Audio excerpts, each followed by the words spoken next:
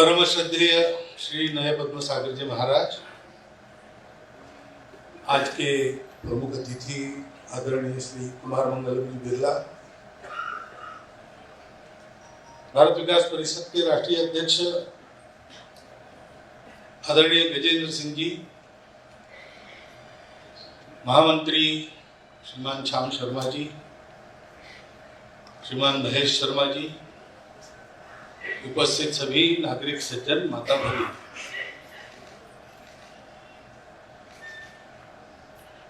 महाराज जी ने एक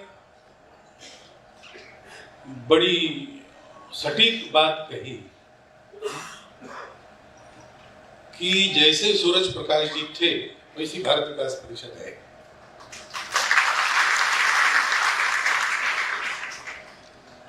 उनके शताब्दी के समापन समारोह में हम उनको स्मरण कर रहे हैं।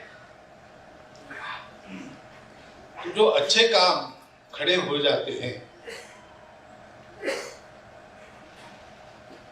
एकदम छोटे स्वरूप में, बिना किसी सहायता के, बिना किसी शोर शराबे से,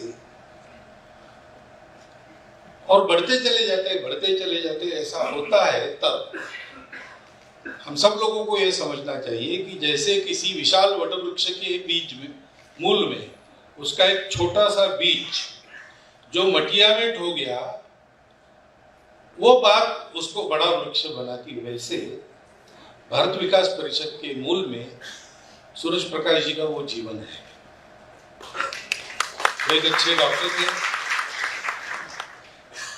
वो बिना कुछ समाज का काम किए जी सकते थे, भले आदमी थे, प्रैक्टिस अच्छी चलती थी, आराम कर सकते थे खाली समय में, लेकिन उनका जीवन कर्ममय था और सेवा में। बहुत लंबा चौड़ा उनके बारे में इसलिए नहीं बोलूंगा कि उनका जीवन बीता, लौकिक रूप से तो बीत गया, परंतु भारत विकास परिषद के रूप से उनका जीवन अभी भी चल रहा है। तो बताने की आवश्यकता नहीं, आप अपनी आंखों से देख लीजिए, ऐसा कह सकते हैं।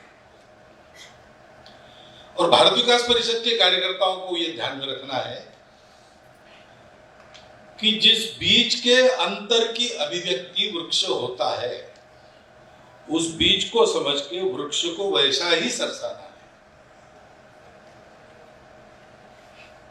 क्योंकि सेवा करने वाली संस्था इस नाते भारत विकास परिषद संभ्रांत लोगों की पहली संस्था नहीं, और भी संस्था है, परंतु भारत में काम होना है तो और कहीं होता है, वैसा ही यहां कर लिया, ऐसा होता नहीं, ऐसा कहीं भी नहीं होता। आपने एक कार्यक्रम इस सभागृह में किया, कल अगर दूसरे सभागृह में करेंगे तो यहाँ की कई बातें आपको बदलनी पड़ेगी, क्योंकि वो अलग प्रकार से बना होगा, वहां की कैपेसिटी अलग होगी, वहां की रचना अलग होगी, कई बातें होगी। तो काम तो नकल करके नहीं होता है, काम जो होना है उसके नीचे एक अधिष्ठान होता है, उस अधिष्ठान के आधार पर काम होता है। मैं ये कह सकता हूं क्योंकि सूरज प्रकाश जी संघ के वंशज थे,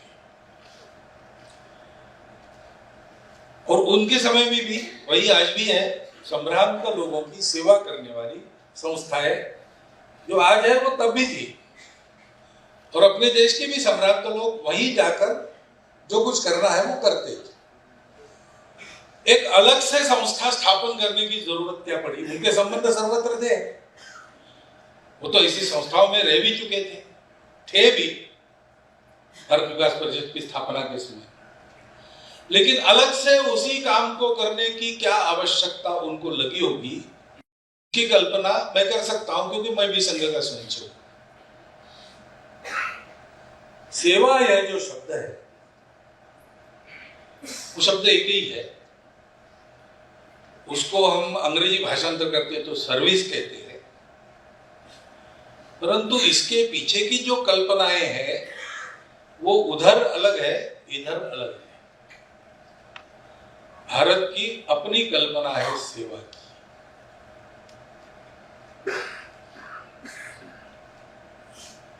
तो लौकिक भाषा में ही बोलना पड़ता है, तो मैं भी वैसे ही बोलूंगा, आप भी वैसे ही बोलेंगे। अपने समाज में सेवा की बड़ी आवश्यकता है, परंतु अपने देश में ऐसा वाक्य नहीं कहा जाता। अपनी परंपरा में जो सेवा करता है उसको सेवा करने की आवश्यकता होती है। अपने देश में इतना सारा समाज है, उसके पास सुविधाएं नहीं है, शिक्षा नहीं है, स्वास्थ्य के लिए व्यवस्था नहीं, ये बातें सही है और वो देनी चाहिए, ये भी सही है। लेकिन हम नहीं करेंगे तो कोई और करेगा, ये भी सही है। हमने नहीं की, किसी और ने की, ये भी हम देख रहे हैं। तो सेवा की आवश्यकता तो हमको है। और हमारे यहां ऐसा कहते हैं कि स्वामी विवेकानंद कहते थे कि ये दरिद्र नारायण और मूर्ख नारायण तुम्हारे सामने है, विनम्रता पूर्वक उसका वंदन करो। क्योंकि एक बार वो अपनी कल्पनाएं बता रहे थे। हम जानते हैं स्वामी विवेकानंद पहले से विश्वासी व्यक्ति नहीं थे, वो स्केप्टिकल थे। वो सबको पूछते थे, आपने भगवान भगवान कर रहे हैं, आप देखा है क्या, अनुभव है क्या? फिर रामकृष्ण परमहंस के पास गए तो उन्होंने कहा, देखता हूँ, रोज देखता हूँ, तुमको देखता हूँ, उससे ज्यादा स्पष्ट में देखता हूँ, और तुम मेरे जैसा करोगे तो तुमको भी दिखेगा। तो उनके साथ लग गए, लेकिन रामकृष्ण परमहंस के अंत तक उनकी परीक्षा लेते रहे। तो अपनी कल्पना है वो बोलते थे। तो एक बार बैठे थे, रामकृष्ण परमहंस के सामने उन्होंने कहना शुरू किया कि फालतू देव देव करके क्या होगा, भगवान भगवान करके क्या होगा, इतने सारे लोग दरिद्र है, उनके पास खाने को कुछ नहीं है, अज्ञान में है, ऐसा उनकी सेवा करनी चाहिए, करने से क्या फायदा होगा। सुनते सुनते रामकृष्ण भावावेश में चले गए। और उन्होंने क्या कहते हो, उन पर उपकार करोगे, उनको मदद करोगे, तुम्हारी हैसियत क्या है? भगवान की इतनी बड़ी सृष्टि में तुम एक कीटक से भी कम हो। तुम्हारी इच्छा से एक सूखा पत्ता भी हिल नहीं सकता इस दुनिया में, तुम क्या उपकार करने चले हो? छी छी छी, ये क्या तुम्हारी भावना है? गरीबों पर उपकार नहीं, परोपकार नहीं, शिव भावे जीव सेवा। वो शिव है जो आज अपने आप को अभाव में, वंचित स्थिति में उपस्थित कर रहे हमारे सामने। वो हमारे सामने वो प्रकट हो रहा है भगवान, और वो कह रहा है अपने पाप धोने के लिए, पुण्यवान बनने के लिए तुम्हारा जीवन यशस्वी हुआ होगा, लेकिन उसको सार्थक करने के लिए सक्सेसफुल तुम हो, लेकिन मीनिंगफुल बन जाओ, इसलिए मैं यहां आया हूं, करो सेवा।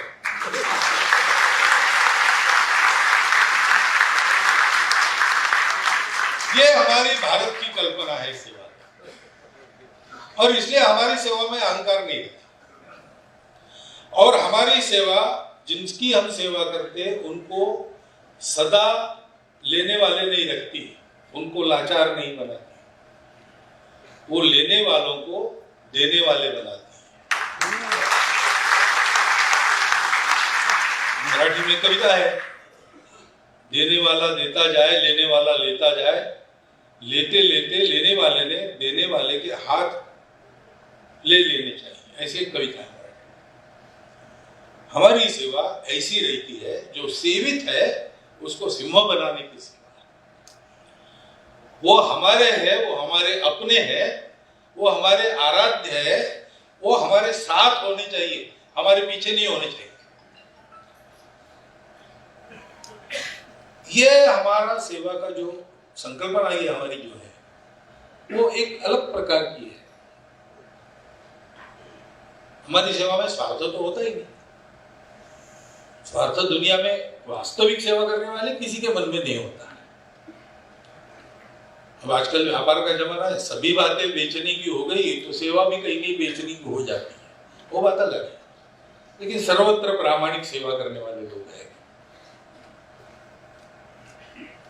प्रामाणिकता रहती है, निस्वार्थ बुद्धि रहती है, स्वार्थ नहीं रहता, कोई मजबूरी नहीं रहती आदमी जब सेवा करने के लिए जाता है। लेकिन अहंकार रह सकता है, वो अहंकार नहीं रहना चाहिए, क्योंकि सृष्टि में भगवान ने जो रखा है और उसका उपयोग करके हम जो बनाते हैं वो केवल अपना नहीं है। तो मुख्य अतिथि जी ने एक बड़ी महत्वपूर्ण बात की हम सब लोगों के लिए कि हम लोग संपत्ति उत्पन्न करने वाले हैं, जमा करने वाले हैं, लेकिन उसके मालिक नहीं है, हम उसके ट्रस्टी हैं।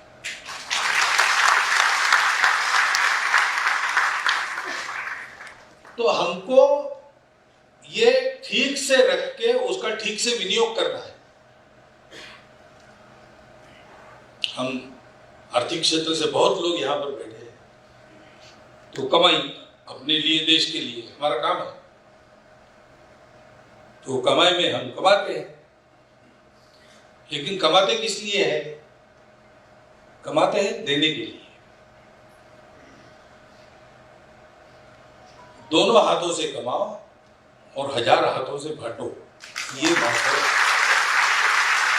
और इसलिए देखिए, दोनों हाथों से भर भर कमाने वालों की कहानियां दुनिया भर में बनी। फोर्ड की बनती है, रॉकफेलर की बनती है। सत्ता या संपत्ति जो इकट्ठा कर सकते, केंद्रीकृत अपने हाथ में ले सकते, उनकी कहानियां दुनिया में बनती है। हमारे यहाँ जो अपनी केंद्रीकृत संपत्ति को राणा प्रताप को दे देता है लड़ने के लिए, उस भामाशाह की कहानी बनती है। चलकर आई हुई सत्ता को पितृवचन से खाकर लात मार के 14 साल जन कल्याण के लिए वनों में विचरण करने वाले सत्ताधीश की कहानी हमारे यहाँ। हम भारत है, और इसलिए जब हम कहते हैं हम भारत विकास परिषद है, तो पहला शब्द तो भारत है। हमको पहले समझना पड़ेगा। महाराज जी ने कहा भारतीय आधार, भारतीय विचारों के अनुसार, भारत की परंपरा के अनुसार होना चाहिए, होना ही चाहिए, क्योंकि विकास उसी को कहा जाता है जो अपने अपने स्वरूप के अनुसार होता है।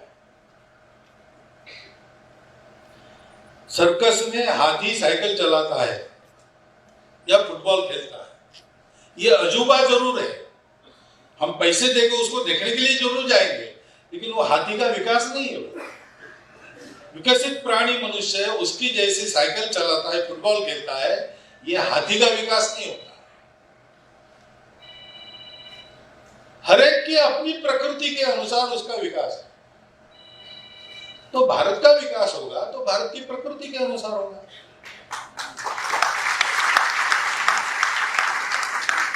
और इसलिए भारत में जो कल्पना है विकास की, वो एकदम अलग है।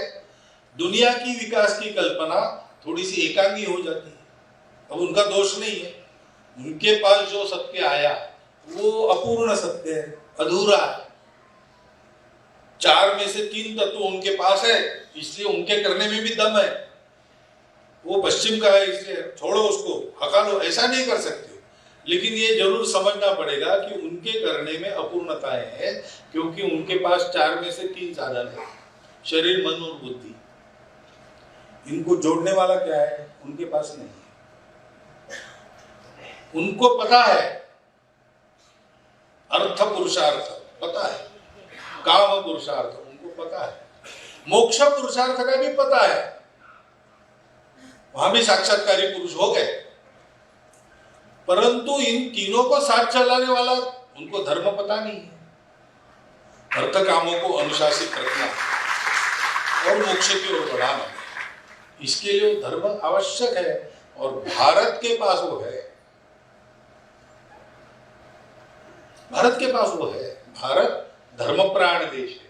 तो भारत का विकास का आधार क्या होगा? केवल आर्थिक ऐसा नहीं है। धर्म है, धर्म है, किसी को नकारता नहीं। धर्म वो है वो सबको स्वीकार करता है।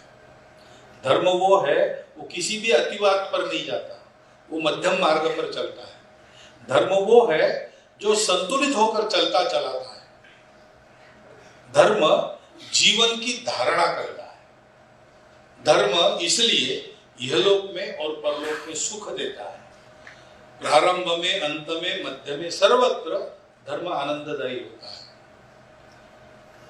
जीवन की धारणा उसके आधार पर, वो हमने आपने बनाया नहीं है, वो है। आप मानो न मानो, आप उसके अनुसार चलो, आपको फल मिलेगा, नहीं चलो नहीं मिलेगा। उसमें सबका विचार। देखिए शिबिर राजा की कहानी आप सबको पता है। उनके दरबार में कबूतर आया, बाज पीछा कर रहा था, भागते भागते आया, प्राणों के मोह से आया, भय के कारण होश उड़ गए थे। राजा को कहा कि मुझे आश्रय चाहिए, राजा ने उसको छुपा लिया। प्रजा है राजा की, शरण देना राजा का धर्म है। बाज आया, उसने कहा एक कबूतर असत्य नहीं बोल रहा है, हाँ कबूतर आया है, मेरे संरक्षण में, तुम उसको मार नहीं सकते, मैं राजा हूं, ये मेरी प्रजा है, उसका संरक्षण करना मेरा काम है, मेरा धर्म। लेकिन बात चुप नहीं बैठा, बाज ने कहा बात सही है, तुम्हारा धर्म है, मुझे प्रकृति ने धर्म दिया है ऐसे पक्षियों को खा के पेट भरना, नहीं खाऊंगा तो मैं मर जाऊंगा। तो मेरे धर्म को रोक कर तुम अपना धर्म कैसे सिद्ध करोगे? अगर धर्म है तो मेरा भी चलेगा, तुम्हारा भी चलेगा। तो तुम तो मेरा चलने नहीं दे रहे हो, तो ये कहाँ का धर्म है? तो शिबिर राजा क्या कहता है? शिबिर राजा कहता है हाँ ये बात तुम्हारी ठीक है, तुम्हारा पेट भरना चाहिए और तुम मांसाहारी पक्षी हो, तुमको मांस ही खाना पड़ेगा, ये प्रकृति ने तुम्हें धर्म दिया है। लेकिन ये जरूर नहीं तुम कबूतर का ही खाओ, तुम मेरा मांस खाओ, मैं काट के देता। अब वो बाज भी धर्म की दुहाई दे रहा है, कबूतर भी धर्म मांग रहा है, राजा भी धर्म की दुहाई दे रहा है। ये धर्म सर्वत्र है, सबके लिए है, सबको सुख देता है। और दुनिया का सबसे श्रेष्ठ, क्योंकि उसका बुद्धि है, विचार है, चिंतन है और इंद्रियों के परे जाने की क्षमता जो विकसित कर सकता है, ऐसा एकमात्र प्राणी मनुष्य है। पशु अपने इंद्रियों के परे नहीं जा सकता, उसको जैसा बनाया है उसके उसी मर्यादा में उसको रहना है। मनुष्य उस मर्यादा का उल्लंघन साधना से कर सकता है, इसलिए उसकी जिम्मेवारी रहती है विश्व का धर्म चलता रहे। अब ये है, लेकिन वो धर्म उधर नहीं है, तो क्या हुआ? विकास तो हुआ, अच्छा विकास हुआ। फिर पर्यावरण का क्या हुआ? प्रकृति का क्या हुआ? ये धर्म मनुष्यों को सुविधा संपन्न और सुखासीन बनाता है और प्रकृति को अगर नष्ट करता है तो वो धर्म नहीं है। उसी का अनुकरण अमेरिका को देखकर, चीन को देखकर भारत करेगा तो ये भारत का विकास नहीं है। ये विकास हो सकता है, लेकिन भारत चाइना जैसा बनेगा, भारत अमेरिका जैसा बनेगा, ये भारत का विकास नहीं है। शेर बकरी के साथ खाना खाएगा, मनुष्य जैसा अहिंसक, ये शेर का विकास नहीं है, तो उसकी विकृति है। भारत का विकास होगा भारत की दृष्टि, भारत के जनों की परिस्थिति, पृष्ठभूमि, भारत के जनों की आकांक्षाएं, अपेक्षाएं, भारत के जनों का संस्कार, भारत की संस्कृति, भारत का विश्व के बारे में विचार, भारत का जीवन के बारे में विचार, इन सब के आधार पर भारत का विकास होगा। इसमें दुनिया से कुछ आने लायक है, जरूर लेंगे। हमारे लिए कोई हमारा धर्म कहता है वसुधैव कुटुंबकम, तो विश्व में हमारे लिए कुछ भी पराया नहीं है, लेकिन हम लेंगे अपने प्रकृति के अनुसार लेंगे, अपनी शर्तों पर। हम नकलची नहीं बने। और इसलिए भारत विकास परिषद ऐसा अगर हम करते हैं और हम उसके कार्यकर्ता हैं, तो पहली बात है हमको भारत को जानना चाहिए। भारत का भूगोल ये महत्व की बात है, भारत का इतिहास ये महत्वपूर्ण बात है, भारत का जन, भारत की जल संपदा, भारत की वन संपदा, भारत की जैव संपदा, ये सब जानने के विषय है। लेकिन उसके साथ साथ भारत की आत्मा है धर्म, उस धर्म के 4 मूल्य है। सत्य, करुणा, शुचिता, तपस, ये क्या है? पूजा धर्म का एक छोटा सा अंग है, वो सबका अलग अलग होता है, धर्म सबका एक होता है। ये सब जानना पड़ेगा, ये जानना पड़ेगा और इसको मानना पड़ेगा। और मानना आजकल कठिन नहीं है, पहले कठिन था। मिकौले साहब जब हमारे दिमाग में घुस बैठे थे तब तो ये बड़ा कठिन था। अब अभी पूरे बाहर नहीं गए, लेकिन है, थोड़े थोड़े है अंदर, लेकिन निकल गए। उनको निकाल बाहर करना पड़ेगा, पहली बात है। और दूसरी बात है कि हमको ये जानना पड़ेगा, क्योंकि आज विश्व सारा जिस अवस्था में है वो भारत की दृष्टि को सिद्ध कर रहा है, लेकिन ये नकारात्मक सिद्धता होगी। विकास क्यों आवश्यक है? तो पहली बात है कि हम इस सृष्टि के अंग है, हमको भारत यही बताता है। तो विकास होना ही पड़ेगा, क्योंकि एक का विकास होता तो सबका विकास होता, सबके विकास में एक का विकास होता है। एक का विकास होगा, सब जाए खड्डे में, ऐसा कहते हैं तो विकास नहीं होता है। विकसित मनुष्य वही है जो स्वयं अच्छा है और उसके संपर्क में जितने आते हैं वो सब अच्छे बनते उसके कारण। नहीं तो ऊंचा भया तो क्या भया, जैसे ताल खजूर, प्रतिगंज को छाया नहीं, फल लागे अति दूर। ऐसा विकास किसी काम का नहीं है। तो आप अगर वृक्ष हो, बड़े हो, अच्छे सुंदर फूल, उसके बाद बड़े मधुर फल आपके पास है, तो राह चलते पथिक को आपकी छाया मिलनी चाहिए और आपके फल मिलने चाहिए। आप भले धूप में तपो, लेकिन आप सत्पुरुष तब बनते हैं जब वृक्ष जैसा परार्थ के लिए आपका सब होता है।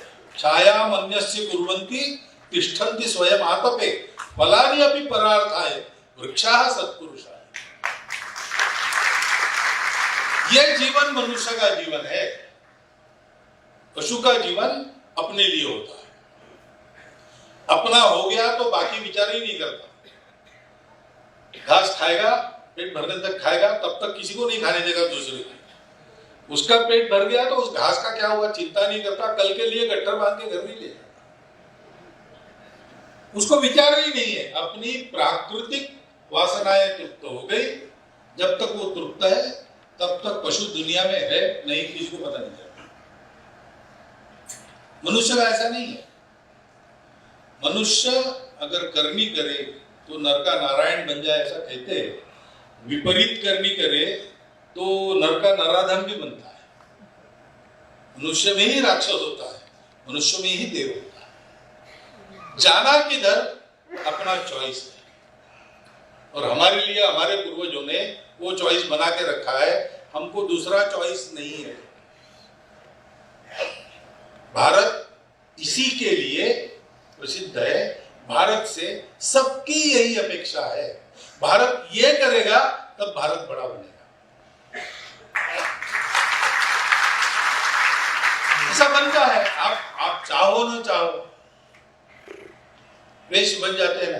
गांधी जी का चित्र है, गांधी जी का एक स्वरूप है जो नित्य परिचित है, वैसे ही उनकी मूर्तियां वगैरह बनती है। लेकिन बचपन से गांधी जी वैसे ही थे क्या? ऐसा नहीं है। उनके अलग अलग वेशों में, वो इंग्लैंड गए तब का फोटो है, वापस आए तब का फोटो है, तरह तरह के। लेकिन प्रचलित चित्र कौन सा है? वही है। तो गांधी जी का चित्र निकालो, ऐसा स्कूलों में बच्चों को कहेंगे तो वो वैसा ही निकालेंगे। छत्रपति शिवाजी महाराज का निकालना है तो वैसा ही निकालेंगे। उनके अन्य स्वरूप भी होंगे, बचपन में होंगे, भोजन करते समय का अलग होगा, सब होगा। लेकिन वो नहीं, जनता के मन में प्रतिमा गांधी जी ऐसे, शिवाजी महाराज ऐसे, लोकमान्य तिलक ऐसे, ये पक्का है। दूसरे रूप में जाएंगे तो जनता पहचानेगी नहीं। ऐसे भारत का जो रूप दुनिया ने देखा है वही रूप प्रचलित है। भारत विश्व के लिए शांति सुखदाता विश्व गुरु है। इसको उसी रूप में खड़ा करना पड़ेगा। वो अपने लिए नहीं जीता। बाकी सारे देश बने तो अपने सामूहिक स्वार्थों की रक्षा के लिए एक कृत्रिम बंधन, उसको कायम रखने वाली सत्ता, इनको लेकर बने। इनका अपना अपना है, दुनिया में कुछ ना कुछ संदेश उनको भी देना, वो भौतिकता में संदेश है सारे, उसको पूर्ण करने के बाद वो नष्ट हो जाता है। भारत कुछ बात है कि हस्ती मिटती नहीं हमारी, क्या सदियों से रहा दुश्मन दौरे जहां हमारा, ऐसा होने के बाद भी हस्ती मिटती नहीं। क्यों? इसलिए कि भारत की आवश्यकता जब तक सृष्टि है तब तक है, तो इसलिए भारत है और भारत चलता रहेगा। भारत का संदेश क्या है? एतद् देश प्रसूतस्य सकाशात् जन्मना स्वं स्वं चरित्रम शिक्षेरन् पृथिव्यां सर्वमा। सारे पृथ्वी के मानव हमारे जीवन से अपनी शिक्षा प्राप्त करें, उनको अपने अपने जीवन से शिक्षित करना ये दुनिया में बड़े भाई, क्योंकि हम सबसे प्राचीन है होने के नाते हमारा कर्तव्य है। इस कर्तव्य को पूर्ण करने के लिए भारत उठता है। इस कर्तव्य की आवश्यकता नहीं है तो भारत उठता नहीं है, लाख पटको नहीं होगा। और इस कर्तव्य की आवश्यकता उपस्थित हो गई तो अगर पिछले 100 साल में हम लोगों का जो चरित्र रहा, जो करतूतें रही हमारी, उसका डाटा कंप्यूटर को फीड करेंगे तो वो कहेगा कि इनको तो दुनिया में होना ही नहीं चाहिए, ऐसे लोग हैं। लेकिन हम है और हम अच्छे होते चले जा रहे हैं, गुणों में भी और स्थिति में, क्योंकि उसकी आवश्यकता है। दुनिया मांग रही है, तीसरा उपाय चाहिए, ये करके देख लिया, वो करके देख लिया, व्यक्ति को व्यक्तिवादी बनकर देख लिया, समाजवादी बनकर देख लिया, ईश्वर को मानने वाले बनकर देख लिया, नास्तिक बनकर देख लिया, विज्ञानवादी बनकर देख लिया, लेकिन कहीं पर हमारी समस्याएं कम नहीं होती, उलट नई नई समस्याएं खड़ी हो जाती। तो हमारे सब प्रयोग 2000 साल में हमने जो किए वो अधूरे रह गए और अपयशी हो गए। अब रास्ता हमारे पास नहीं, एक ही है भारत, और इसलिए भारत का विकास दुनिया की आवश्यकता है और हमारी आपकी तो है ही, क्योंकि हमारा तो रोज का अनुभव है ना। अब बताएं हमारे प्रमुख अतिथि ने क्या क्या हो रहा है भारत में। यहाँ भारत जैसे जैसे बड़ा हो रहा है, सुरक्षित हो रहा है, सामर्थ्य संपन्न हो रहा है, वैभव संपन्न जैसे जैसे हो रहा है, वैसे वैसे दुनिया भर में पहले भारतीयों की गर्दन अपने आप ऊंची हुई।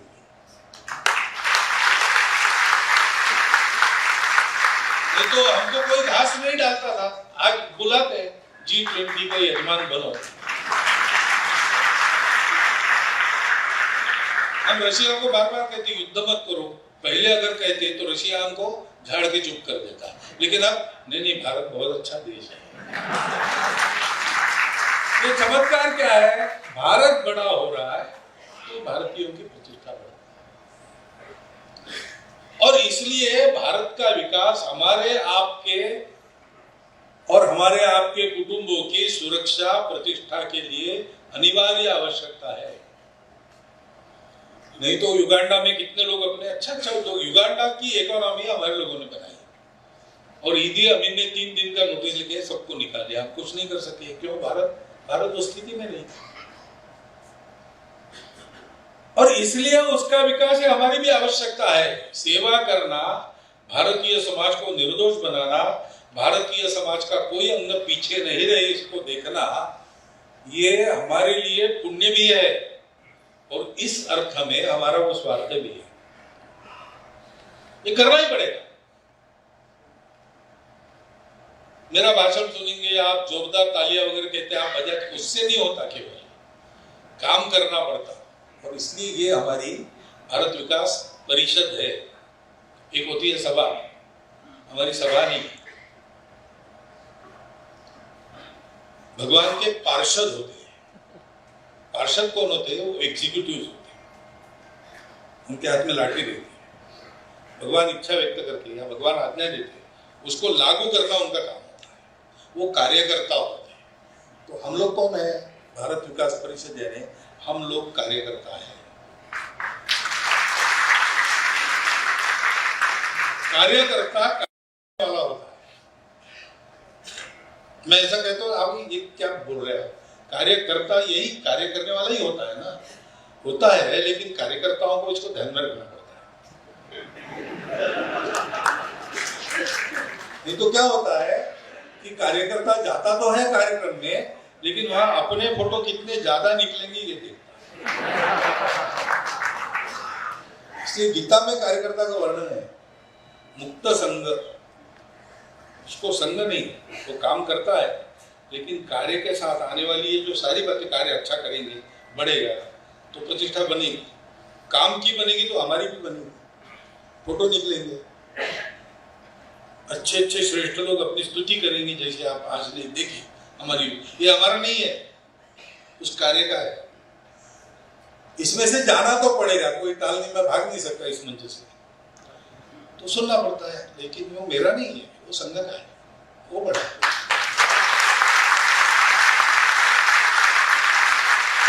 हमारा संघ अपने कार्य के साथ, केवल अपने कार्य के साथ है और कुछ नहीं। उपाधि में से जाना पड़ता है, लेकिन उपाधि में अलिप्त रहना पड़ता है, मुक्त संघ होना पड़ता है। और तब होता है जब हम अनहमवादी होंगे, मैं करूं। छोटे बच्चों को रहता है ना, स्वाभाविक मनुष्य का जन्म होता है तब से अहंकार उसको चिपका है, इसलिए छोटे बच्चों को कंधे पर लेकर आप एक लाइट जलाओ, वो कहते नहीं नहीं मैं करता हूं, मैं करूं, फिर से बंद करवाएगा, फिर अपने हाथ से वो बटन ऊपर जाता नहीं, इतनी ताकत नहीं है, हम उसका हाथ पकड़ के करते हैं, तो फिर से एक बार, फिर से एक बार, मैं करूं, ये मैं हमको चिपका है, उसको छोड़ना, इससे परे जाना, करेंगे हम। मैं कौन हूं? मैं कोई नहीं, मैं एक बिंदु हूं, परिपूर्ण सिंधु। बिंदुवत रहना, सिंधु के साथ मिलकर सागर का बिंदु एक छोटा सा अलग हो जाए, कितने दिन रहेगा? 1 सेकंड भी नहीं रहेगा, भाप होके उड़ जाएगा। तो हम में विलीन होना, सबके साथ काम करना, जिम्मेवारी उठाने के लिए मैं हूं, पुरस्कार उठाने के लिए मैं नहीं हूं। मुझे लेकर काम करो, कम से कम दिखूंगा, और कंपल्सरीली दिखने का काम करना पड़ता है, काम बड़ा होता है तब। तो काम करते समय ध्यान में रखना, लोगों को दिखूं तो मैं न दिखूं, मेरा काम दिखे। मेरा काम है वो जो काम जिसका मैं हूं वो दिखूं। अनहमवादी रहे और धृतीय और उत्साह का समन्वय चाहिए। काम बढ़ता है, बड़े धैर्य पूर्वक प्रतीक्षा करके चलना पड़ता है, एकदम नहीं होता है, हवा में काम नहीं होता, परिश्रम से होता है, और फल समय आने पर होता है। माली सींचे 100 घड़ा, ऋतु आए पर होता है। इसलिए पेशेंस सबसे बड़ी महत्व की बात है। Distance between success and failure is 3 feet, इसे कहानी पड़ी। तो एक आदमी की नौकरी गई अमेरिका में, बैंक में था, कुछ गलती हो गई, आपसे निकाल दिया, और बैंक को शंका थी कि ये गड़बड़ वाला है। उन्होंने सबको नोटिस भेज दिया कि इनको निकाला है ऐसे ऐसे आरोप में, इनको नौकरी मत देना। तो सारे रास्ते बंद हो गए। और वहां पर ऐसा है कि पैसा नहीं है तो कोई भी नहीं है, तो फिर पत्नी ने भी घटस्फोट दे दिया।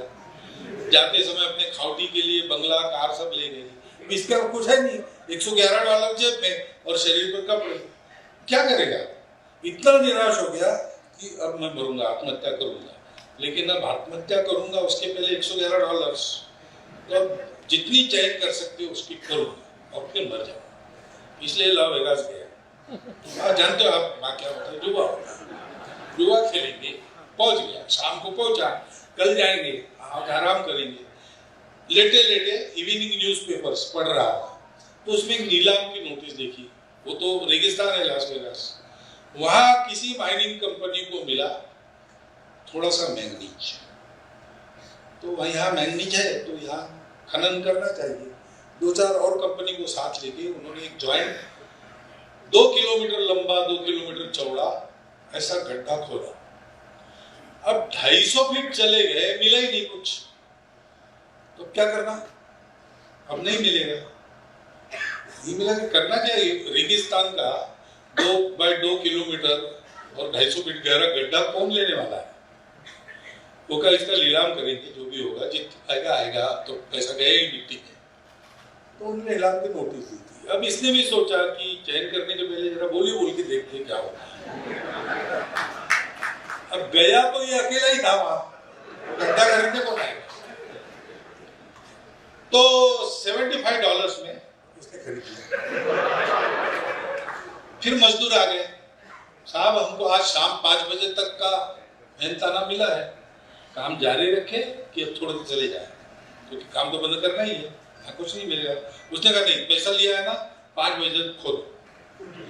तो और 3 फीट खोदने के बाद जो सैंपल मिले उसमें मैंगनीज था।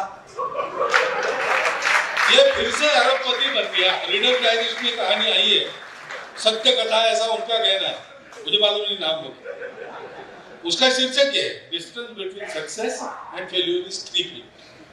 3 फीट के लिए कंपनी छोड़ के चली गई, सारा गया। और ये मरने वाला आदमी 3 फीट के लिए धैर्य पकड़ के बैठा।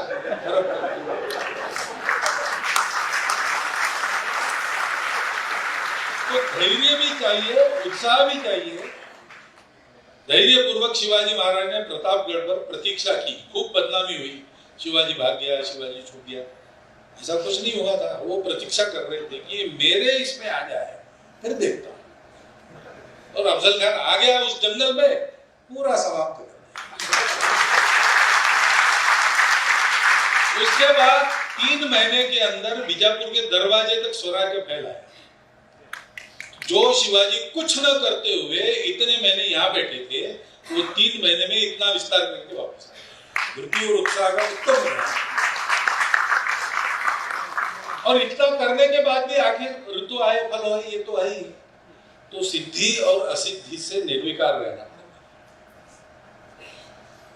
तो जब हम भारत कहते हैं तो भारत का धर्म, भारत की संस्कृति, भारत के मूल्य, भारत की दृष्टि, ये सब आता है।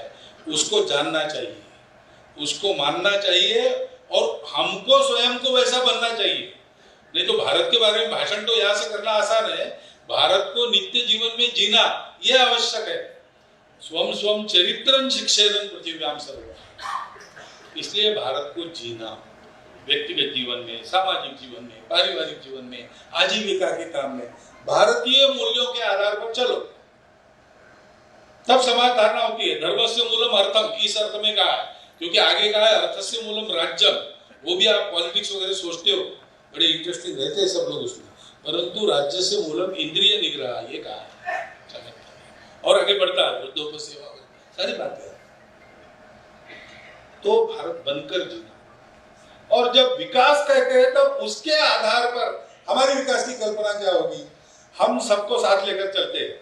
हमारे विकास में मनुष्य, मानवता पूरी और सृष्टि एक साथ चलेंगे। एक के विकास से दूसरे का अवकाश नहीं होगा, अविकास नहीं होगा। एक के विकास से सबका विकास होगा। साथ चलाने वाली हमारी पद्धति है। हमारे यहाँ व्यापार, उद्योग, कृषि हाथ में हाथ डालकर आगे बढ़ेंगे। व्यापार प्रमुख की कृषि प्रमुख, हमारे यहाँ ऐसा नहीं रहेगा। ये सब साथ चलते, सबको साथ चलाने वाला आजकल पॉपुलर घोषणा चलती है, सबका साथ सबका विकास। लेकिन देने वाले ने ऐसी ही नहीं दी होगी, क्योंकि वो भी स्वयं होगा।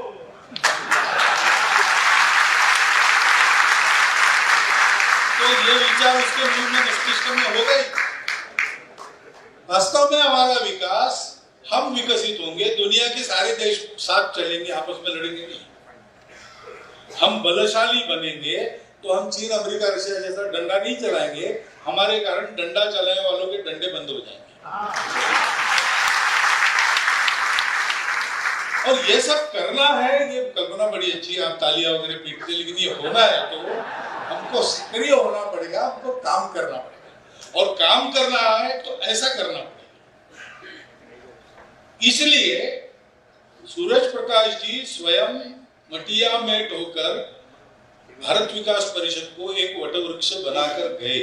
वो वटवृक्ष क्या है हमको समझना चाहिए, और उसके पुष्प, फल, बीज बनकर हमको इस वटवृक्ष का भरपूर विस्तार करना चाहिए। शताब्दी का समापन हमारे संकल्प से होगा। हमने ये संकल्प लेना चाहिए और इस वृक्ष का विस्तार करना चाहिए। उसमें से समर्थ भारत, उसमें से संपन्न भारत, उसमें से सदाभावी सद्भावी भारत, और सारे विश्व को सदाचरण सिखाने वाला भारत खड़ा होना चाहिए। तब भारत विकास के कार्य की भी हम सफल सांगता कर सकेंगे, वो दिन अपने परिश्रम से हमको पास लाना है। हो सके तो इसी देह में इन्हीं आंखों से उस दिन को देखना है, वैसा आपको देखने को मिले। ये शुभकामना देता हूँ और 4 शब्द में